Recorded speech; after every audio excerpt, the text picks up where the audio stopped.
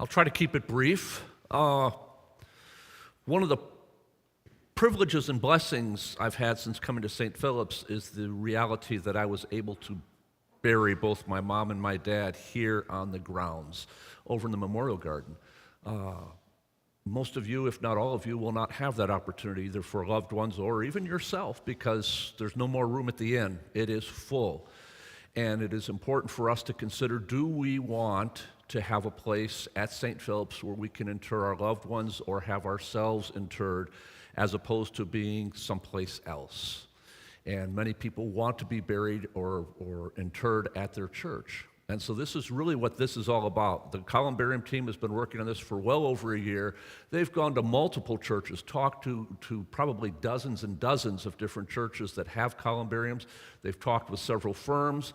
They've settled with one firm who brings us both architect, arborist, landscaper, and they've surveyed the campus. They're going to tell you all this, but they've surveyed the campus. They told us where they can't do it because of structure, where they won't do it because it will kill our trees, and where they don't want to put it because of line of sight. And then the last thing is a place where there's room to inter people, to inter folks, and yet have room for people to come at the interment. Anybody who's ever been back in the Memorial Garden, it is a challenge to get folks back there, especially if they're in a wheelchair. When we had to take my mom back there to inter my dad, it wasn't easy. So that's something that's very important given, well, look around. Given us, we need to be able to access it. So without any further ado, I'm going to turn it back over to Don. To me, this is really a critical thing. Like I said, it was a true blessing to be able to inter both my mom and dad here. So with that, I leave it to you, Don, and to you all. Thank you for coming. We'll try to make this as quick as we can. Understand if there are questions that you'd like to ask during it, I entertain those for sure.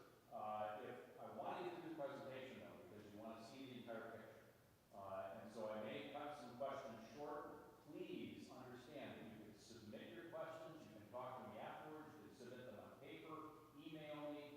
We'll try to answer whatever questions you may have about what we're doing and what we've done and what we'd like to plan. So I'm going to just go through a little bit of history for those of you who are interested. As Father Rick said, there's no available space for Memorial Garden. It's also, and there really isn't a way to expand the Memorial Garden in any significant way to accommodate the needs of this church over the coming 10 years or so.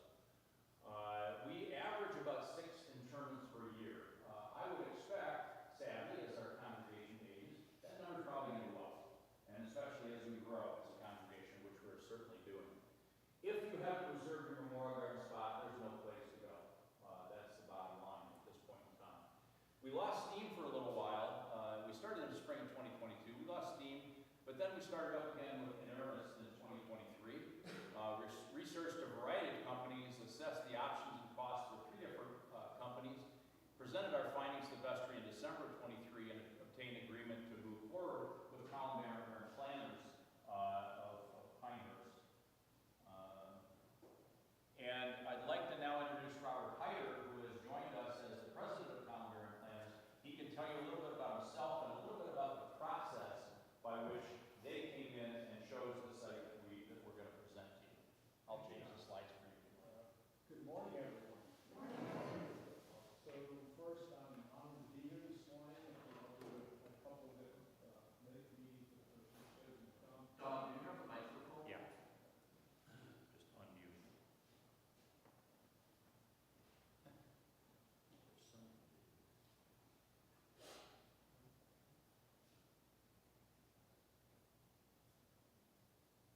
Ham showed me. It takes 6 seconds to warm up. There we go. There we go. Good morning again. How's that? Is that better? Yep. Columbarium Planners began servicing churches and congregations like yourselves in 1994. Little story there is that I'm a landscape architect and civil engineer, and I was on the board of directors of a sheltered workshop. A couple of guys on the board were old enough to be my father.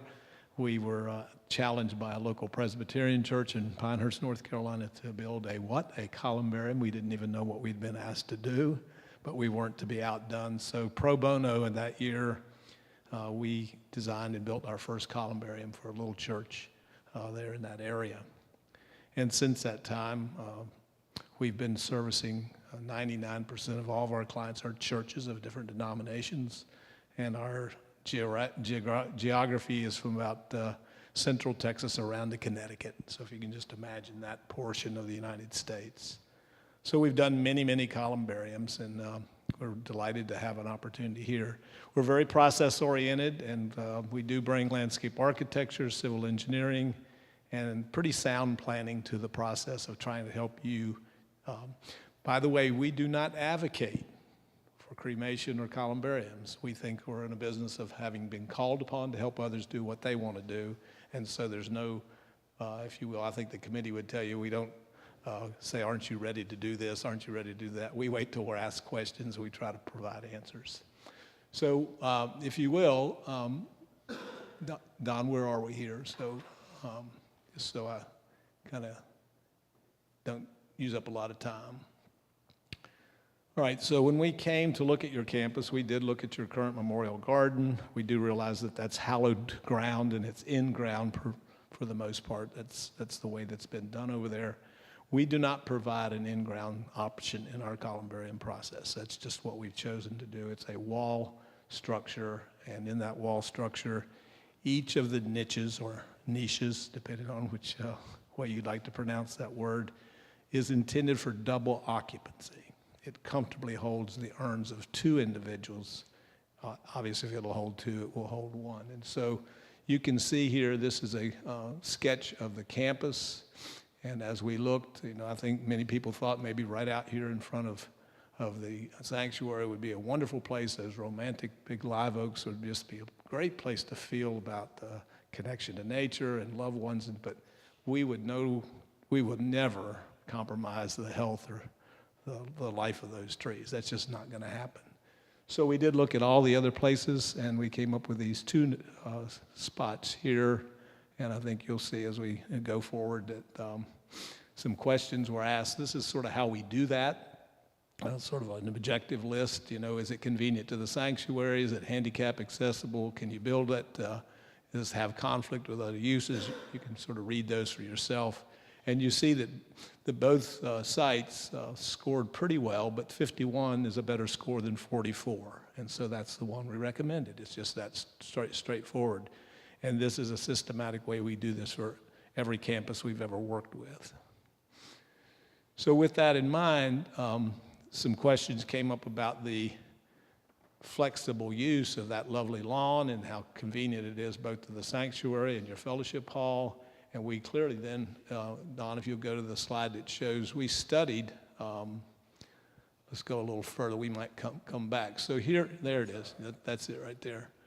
So what we wanted to do was not try to be defensive in any way, but let's just think about that. What would you want to do in that space? Would you do theater seating? Would you do tables of round tops, that kind of thing? So you can see the slide shows down here in the lower left, those are 72-inch rounds, and you can see how many seats you could have there. If you did theater-style seating, you can see how it works there and so forth. So we don't believe that we took away the flexibility of using that space for events or what have you. So we left that up to the committee to weigh in on that.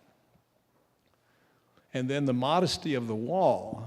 I think some people are concerned that maybe the wall will cause division. We think it causes enclosure for the space. It's just a different way to think about it. I've driven all over Southport. I walked by the cemetery down the street yesterday. I've looked at the little walls into residential districts. I think in scale, this is actually going to enhance the edge of the campus and give actually more, if you will, intimacy to the inside than it now has. So that's just where we're coming from as designers and landscape architects. And by the way, we know opinions vary, and so I'm not trying to persuade you. I'm just trying to explain to you kind of how we thought through that. And this is what it would look like in section, pretty basic understanding. If If you're looking at it from the very top, that's the top view. If you're looking at it in the middle there, that would be looking at it from the inside, looking out toward the older building over there, and then the other would be what it looks like from the street. Yep. And I'll just pause there for a minute. Then you can see that introducing landscaping to that space, and also, you know, even if the codes of today weren't what's so-called ADA, that is the American Disabilities Act, we have kind of 3 core ethics as a company. This should be barrier-free.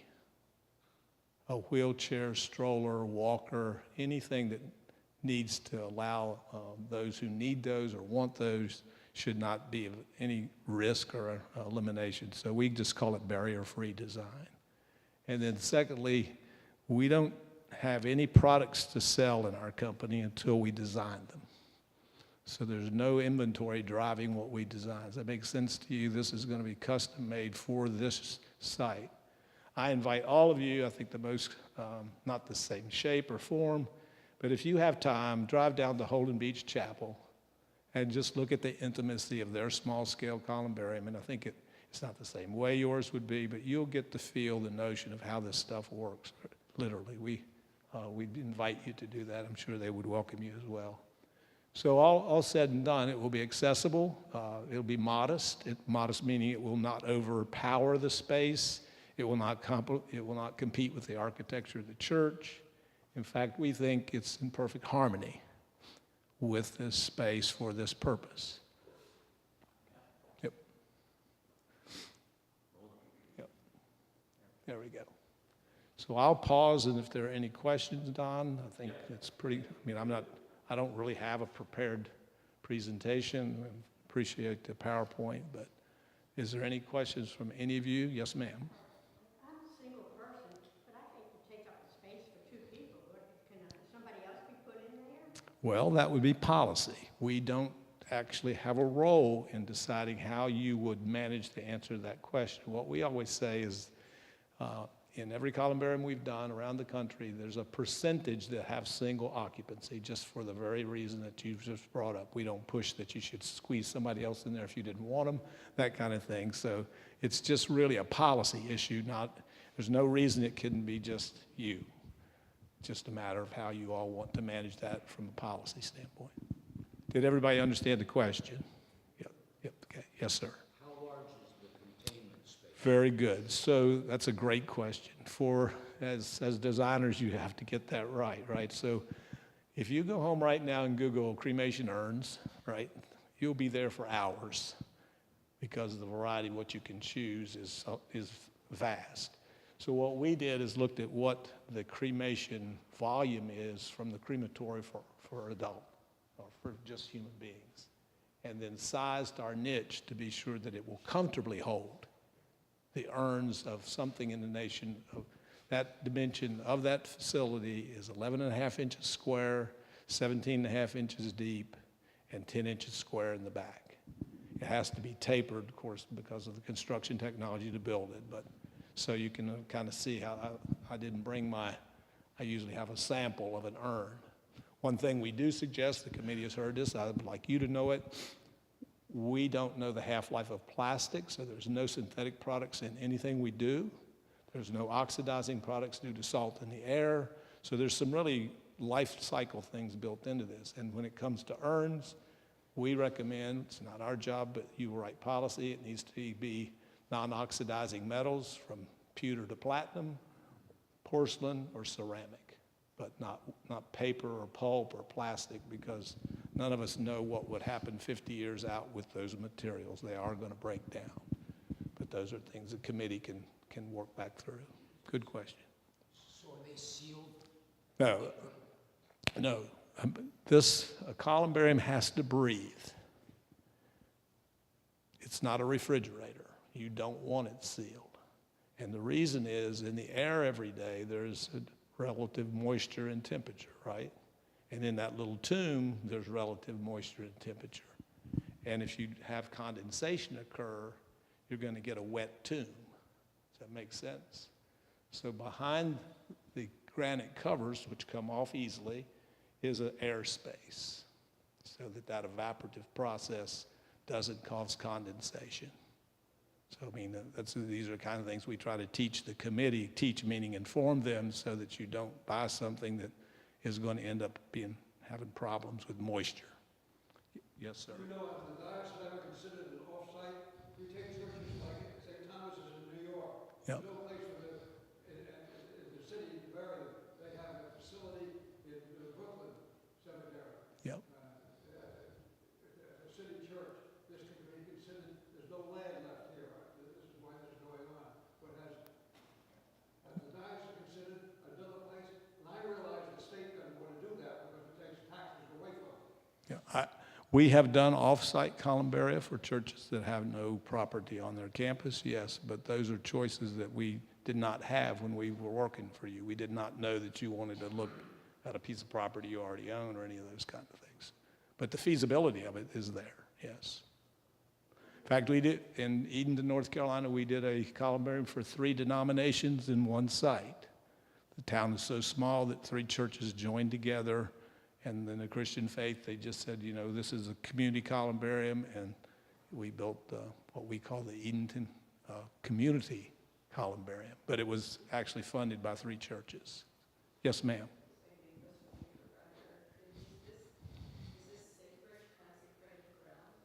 I will leave. I'm not my theological qualifications. The memorial garden is, and what we do when we do a burial, like if I go to a cemetery, that plot is they say a prayer. So we could do that for each interment.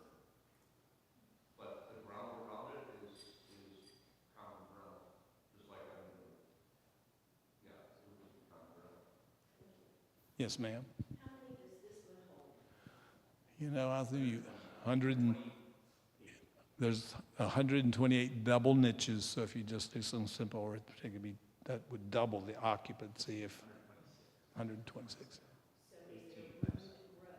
There is some, I think we showed them a phase 1 and a phase 2, yes. What is the maintenance requirement? Great question. We give you an O&M manual to our best ability, right? In building anything, there's maintenance. Unless there's horticulture involved, there's almost no maintenance to the structure except for every 3 years a light pressure wash and seal process. And we give you a manual to guide you through that process. But there's no rusting parts. I mean, we work in environments, you know how close we are to salt water here. We work in Hilton Head. So all the metals are non-oxidizing. That makes sense. They will not rust. Any metals that are used are marine grade types of things. The cabinetry, I don't want to get too technical today, but the cabinets are precast at 9,000 PSI concrete. There's no exposed metals except for the female anchor that holds the hardware on is marine grade stainless steel. Again, I invite you to go down to Holden Beach just go down there after church or after lunch one day and walk around and look at it. You'll see how simple but yet durable it is. Are there other questions? Holden Beach Chapel. As soon as you cross the bridge and where Town Hall is there, I mean, it's right behind Town Hall. We visited them and spoke with them extensively, as well as there's another one down there. Yeah, we have one at, if you want to see it closer, but scale-wise, the one at the Catholic Church here is large. I mean, There's also one in Shalot. in Shalot, it's called Camp United Methodist Church, which is another nice. That is correct. Yeah, this picture would be on the walk that already exists, looking back toward the fellowship hall. Yeah, so I did in a very amateur fashion, try to lay out for you with stakes and string the wall and the height of the wall. The wall is 5 foot 1 3/8 inches high at its highest point. It's about 2 feet 10 inches wide. And then there is a 6 foot concrete paver walkway that connects with the current walkway under here, and then curls around and connects with the parish hall, whatever that's called, porch. And so that's all integrated into everything. So let me just hold this. This is the top of the wall. Right. So that's the height.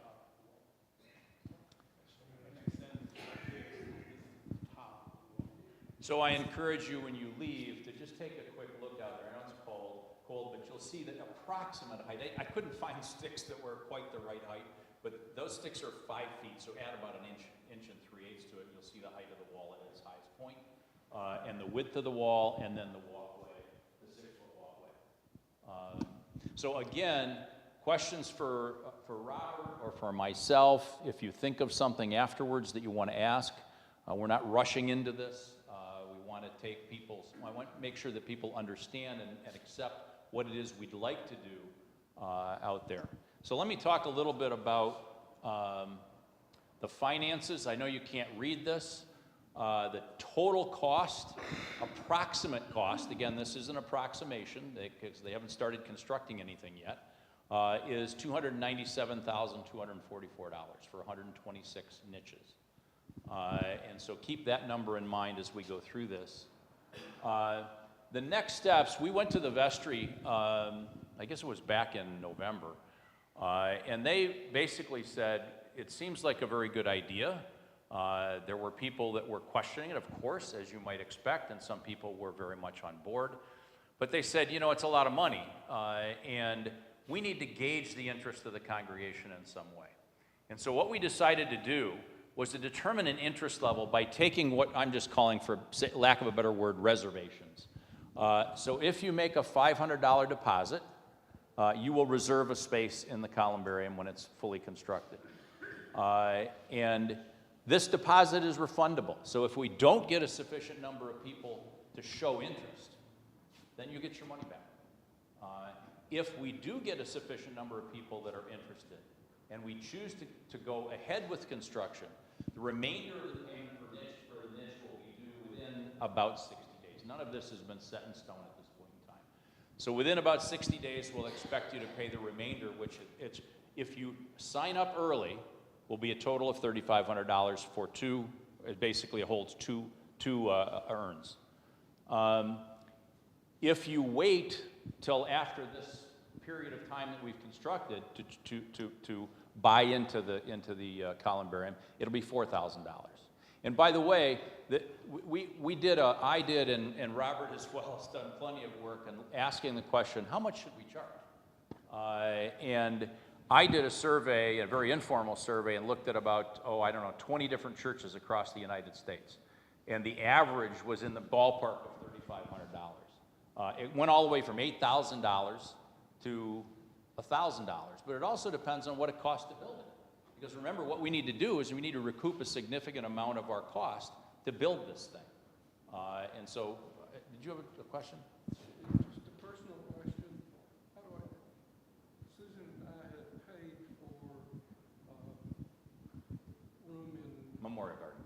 somewhere, and maybe 10 years ago. Mm-hmm. Is that still in play? Absolutely. If you have reserved a spot in the Memorial Garden, you have a spot in the Memorial Garden. We're no longer selling or accepting reservations for that because there's no more space. But if you have paid for a space, you have a space. If you would decide to move to the Columbarium, then we just would apply the money that you paid for Memorial Garden to the price of the I Columbarium. could see, I was pretty involved in the building of the new building here, and the front porch of it, and I did not, we had that large green space that looked good. That's absolutely the best place to put this, and in terms of getting out of the church, going to that space, and going to dinner or whatever in the new building. I think this is well thought out. Thank you. I don't see much change other than there's a fence that has a real purpose there. Right. And incorporates the opening that we have now to get the public or whatever Right. to see it. Very good job. Thank you, Dave. So As I said, the remainder of the payment will be due within about 60 days if we choose to go ahead with construction.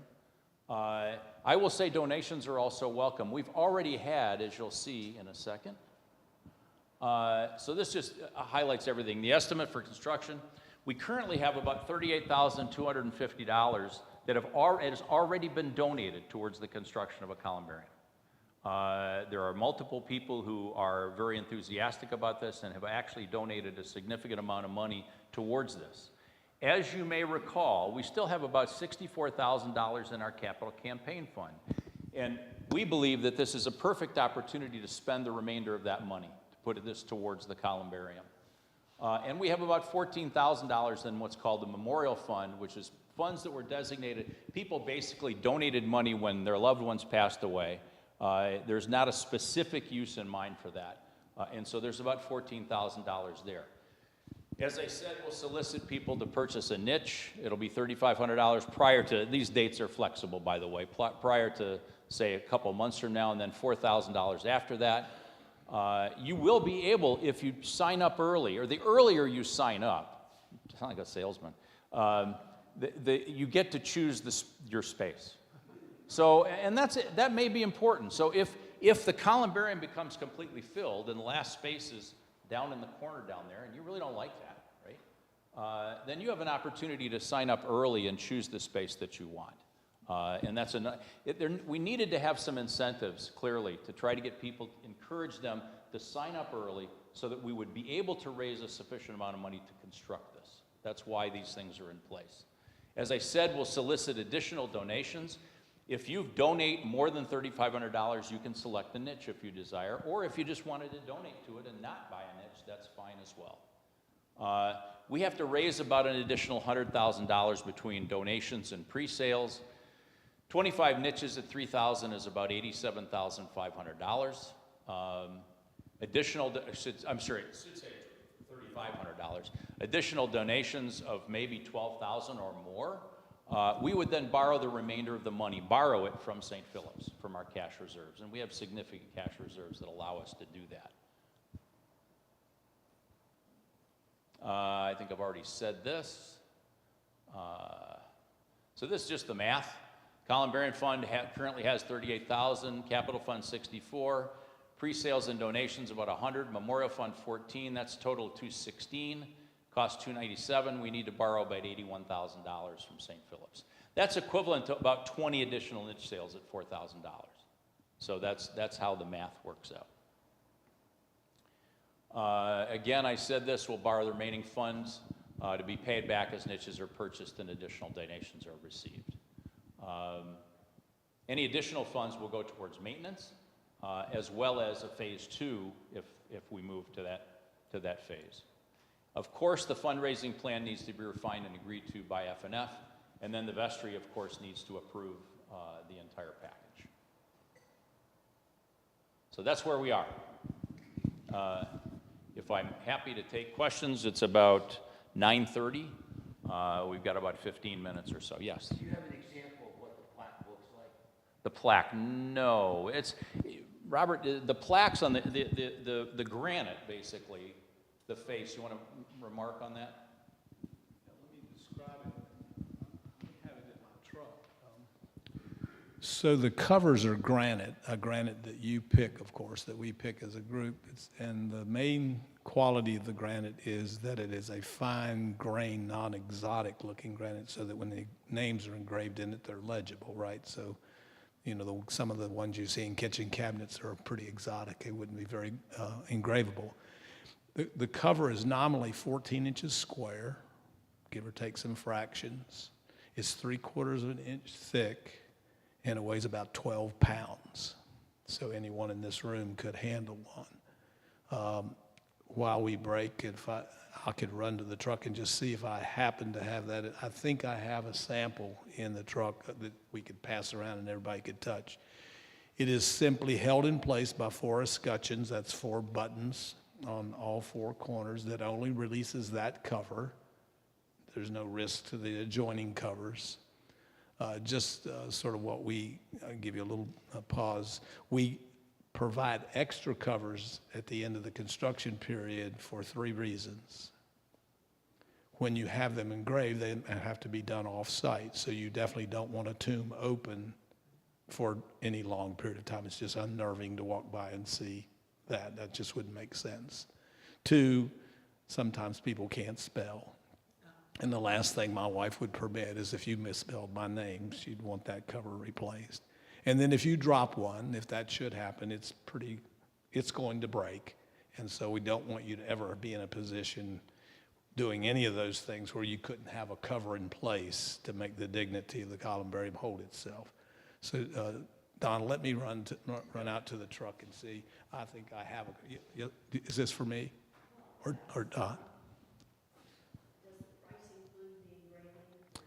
No, ma'am. The price you pay the church would include your engraving, yes, but not. I mean, we don't engrave them for you. I mean, how would we know how to do that, right? So, but yeah, I think your market price would Yes, include it. yes. I forgot what I was going to say. Any other questions? Are the engravings all going to be the same, or is Yes. There will be standard engraving so that everything looks the same and uniform on the columbarium. You know, I think the important thing is to recognize that several important things. One is there's still full use of the lawn. It looks like it's taking up a lot of space. Actually, remember, there's a 6-foot walkway there, which is usable for anything. And so the lawn is still usable, which was one concern people had. I also agree with Robert that it actually encloses our space a little bit and makes it feel a little bit more intimate. That's just my opinion. Everybody can have different opinions. What we will do going forward is I will send out an email, or Lorraine will on my behalf, to everyone in the church. That will contain instructions about how to send a check to us and reserve your space. And so those are the next steps, other than continuing. Well, obviously the next step is to gauge the interest. We need to gauge that interest within a fairly short period of time. Let's say, 2 to 4 weeks. And then if we have a sufficient amount of interest, we will take this plan to the vestry. Well, we'll take the financial plan to the FNF. And if FNF agrees with the plan, then we will take it to the vestry. The vestry will approve, and we will sign a contract with Mr. Hyder's company and proceed. He can speak to the timing, but I would imagine that it will take probably at least 6 months to do the construction. They have to dig footings and pour concrete and all that sort of stuff. They do this. They just finished the one at the Catholic Church, the one you can see as you're coming into town on the left-hand side. They did the first phase of it, and then they just finished the second phase with several hundred. They've done a lot of Catholic churches, these guys have. I mean, they've probably done most of the Catholic churches in North Carolina. Other questions? Yes? Is there a plan for landscaping around the part of it that we would see that might mitigate it in case we would do an event that would make us not necessarily feel like we're in a cemetery or a gravesite? There's landscaping, obviously, on the street side. On the inside, there is not a plan for that. That doesn't mean we couldn't do it. I think that's something that we would do post-installation as we decided whether or not that was a requirement, whether it was important, and then our landscaping folks would do that at that point in time. He's got an example of the granite.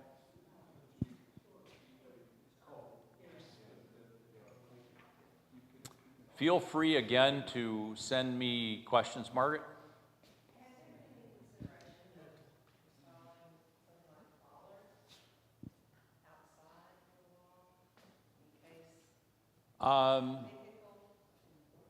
There's a pretty big buffer zone. I mean, if you look at the picture, it has not been considered, but we don't have anything there now. Whether we want to protect it. So on the street side, the landscaping will be there. We haven't thought about it. It's certainly a possibility. I think going forward, we could decide to do that and install those kinds of things if we. Yeah. They'd have to be a long ways off the road. Yeah. We have to meet the city's setbacks for Right. as it relates to the right of way. So it doesn't mean that it's not in the travel lane in any way, shape, or form, because you have to be too close. If you go out and walk it, you'll see there's a pretty big buffer even from the sidewalk. So you'd have to go across the sidewalk, through the bushes, and into the wall. It's certainly something we should look at. I'm not saying we shouldn't, but, you know. Any other questions? Yes? Has the diocese approved all this? Because this land is owned by the diocese, right? Yes. The diocese has given us their go-ahead if we choose to proceed. So has the city. And the city, yeah. One of the reasons that you haven't heard much about this, and I want to just address this because it concerns me. One of the reasons the reason we haven't said much about this is I didn't want to present anything to the church until we had a design, a cost, and approval by the city and approval by the diocese. We could show you all sorts of stuff, and people would say, no, why are you doing that? I wanted to wait until we had it all taken care of and nailed down. And I know that that's created some concern amongst people, because we don't know what's going on, et cetera, et cetera. But I wanted to wait until we had a drawing, a cost, and a plan. And I think the important thing is to recognize is from our perspective and from Robert's perspective, there is no other place to put it. So, Robert, you want? We think it's the best place to put it. That's the way to say it. That's a better way to put it. And I just want to hold this up. This is not an urn, but in the cremation industry, a cardboard equivalent or this plastic box is about the size that comes back to you, loved ones on the deceased. So this begins to show you that if the urns you pick are in the range of this size, this is a little bit sad, but we know a church who's a family of four was killed in an accident, and all four of them are in one niche. So it just shows you that it's not a force fit, it's not a real tight. You know, with an opening of 11 and a half inches square, 17 and a half inches deep, you begin to get the notion that two urns can easily and comfortably fit inside. I just want to say from a personal point of view,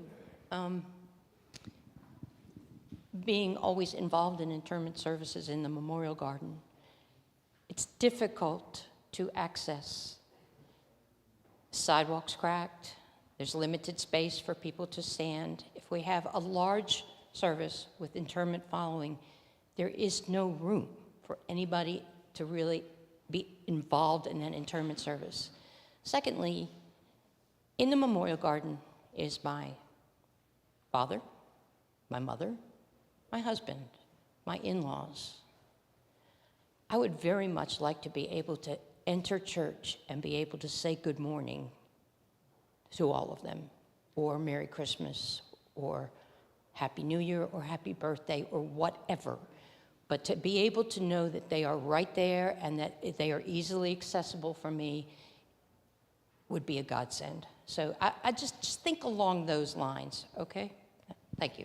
And I'm going to close this now, but I would ask you to seriously consider your interest in this, because if we have insufficient interest, we're not going to be able to proceed.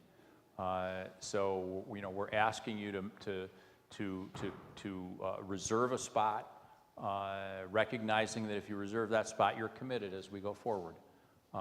But it's critically important because, again, if we don't get enough interest, this whole thing is going to go away. And there will not be a place to inter people. If you choose to be interred at St. Philip's, there will not be a space to do that. So, Margaret? Plans change. Mm-hmm. You decide to make another arrangement for your returns. What are We have not decided on a policy yet, but I can tell you in what I've read, basically the church will reserve the right to purchase it back from you and resell it. You will not be able to sell it on the open market or sell it to friends, but you will be able to sell it back to St. Philip's, and St. Philip's will then use basically resell the space. So but again, Robert doesn't have anything to do with policies. Those all come from us. So what we choose to do with respect to that sort of situation, we need to have a lawyer help us draw up contracts, You're not really buying something because you don't own it. The diocese owns the land, owns everything that we have. So there needs to be legal language that takes that into account. There are hundreds and hundreds of churches that have done this, so it's not going to be real hard to find that kind of language, but we haven't done that yet. I want to know whether we're going to go forward first before we take the next steps. Anything else? Thank you, Robert, very much for joining us. I just tell you, Robert is incredibly well known in the Pinehurst area as a landscape architect, as an arborist. His columbarium work is probably secondary to a lot of the other things he does. He's had a hand in designing an awful lot of things in the Pinehurst area, and I encourage you to go on the web and take a look. So thank you so much for joining us, Robert. And we'll do this again at 11 o'clock. If you really enjoyed it, you can stick around or come back at 11 and see it again. So. And we do have some drawings. There is a slightly larger drawing if you couldn't see it, if you want to take a look at it up here. Thank you very much. Oh, it's okay. I want to work. I want to put something in writing so that I can give you a piece of paper. I got you. I understand. But I think I want to write it. I want to write it. I want to hand you a piece of paper that says this is what we got. Without.